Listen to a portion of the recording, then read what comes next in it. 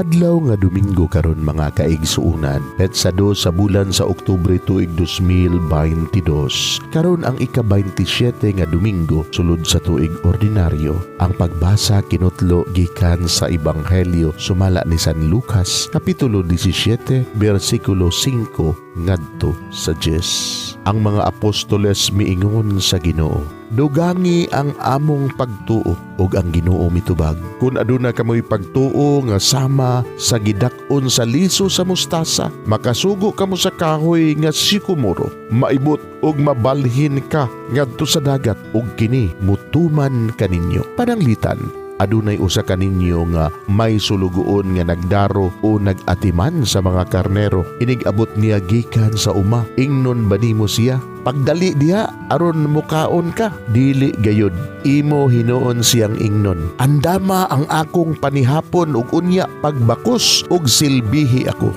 Human akong kaon, ikaw na usab. Ang usa ka sulugoon dili angayng pasalamatan tungod sa iyang pagtuman sa sugo. Dili ba? Mausab kamo kung nakabuhat na kamo sa tanan nga gisugo kaninyo. Ingnan ninyo, mga sulugoon kami ug nagbuhat lamang sa among katungdanan.